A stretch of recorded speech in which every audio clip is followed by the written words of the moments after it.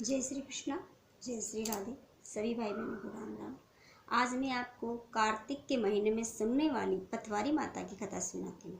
इस कथा को सुनने से पथ में जो हमारी अड़चने होती है वह नष्ट हो जाती है। कार्तिक के महीने में जब स्त्रियां कार्तिक स्नान व्रत करती है तब तुलसी माता की पूजन करती है, सूर्य भगवान की पूजा करती है और शालिग्राम जी की पूजा करती, तब वह पथवारी माता की पूजा अवश्य करें। पथवारी माता की पूजा तुलसी के गमले में 2 पत्थर रख लीजिए, उन्हें पथवारी माता का नाम देके पथवारी माता का स्मरण करके सींचिए और कहिए, हे पथवारी माता पथ की दाता, भूल्यान में विष्णु मिला। इस प्रकार उनकी स्तुति करने से पथवारी माता प्रसन्न होती है और हमारे रास्ते में जो भी अड़चने होती है उनका नाश कर देती है। पथवारी माता की कथा इस प्रकार है।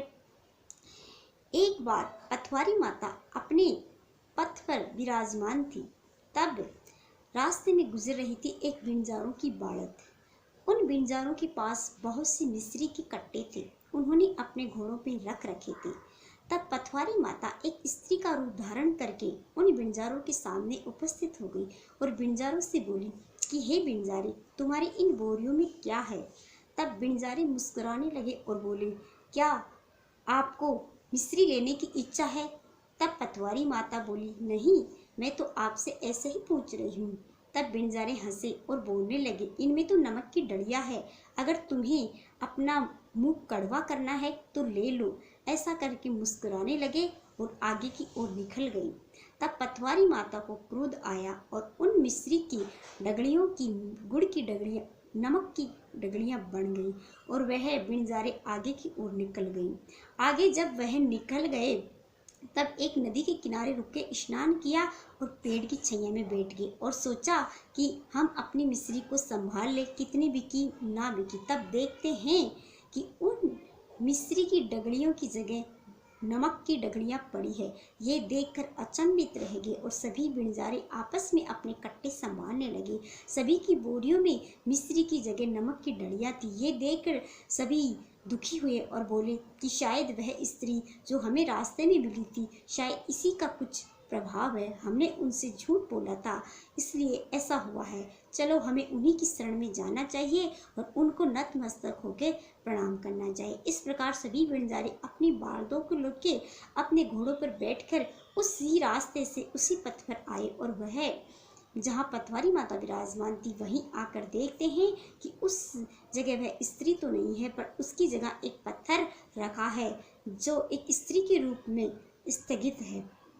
उसी समय वे बिंजारे समझ गए, हो न हो कोई देवी है, और उसी मूर्ति के सामने माथा टेक कर बिलखने लगे, रोने लगे और पुकारने लगे, हे देवी आप कौन हो और आपसे हमने झूठ बोला, इसी कारण हमारी मिश्री की लूण हो गया, आप हम पे कृपा करिए।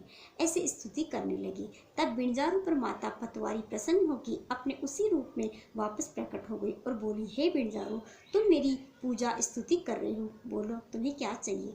तब वह बोले बिंजारे कि हे देवी, हमने आपसे झूठ बोला, इसी कारणवश हमारे मिश्री की डगड़ियाँ नमक में बदल गई, ये हमारे झूठ की वजह से हुआ, इसलिए हमें क्षमा करके हमारी उस मिस्त्री को वापस मिस्त्री बना दीजिए। ये कह के रोने लगे। तब पतवारी माता बोली कि मैंने तो केवल आपसे पूछा था, परंतु आपको क्रोध आया और आपको लगा मुझे लेने की इच्छा है, परंतु मैं तो दुनिया को देने वाली हूँ, मुझे क्या लेने की आवश्यकता है, मैं तो तुम्हारी रक्षा हेतु ऐसी बातें कर रही थी।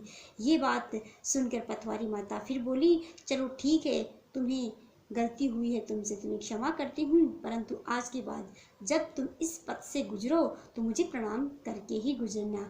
तब से बिंजारे उसी रास्ते से निकलते और पथवारी माता को प्रणाम करके उसकी पूजा करके निकलते। तब पथवारी माता ने प्रसन्न होकर उसकी उन मिश्री की डलियों को जो नमक बन गया था उसे वापस मिश्री में परिवर्तन कर दिया और 1-2 बोरे सोने चांदी के हीरे मोतियों के भर दिए। ये देखकर बिंजारे प्रसन्न हो गए और पतवारी माता की सिंचन करने लगे, पतवारी माता की पूजा करने लगे।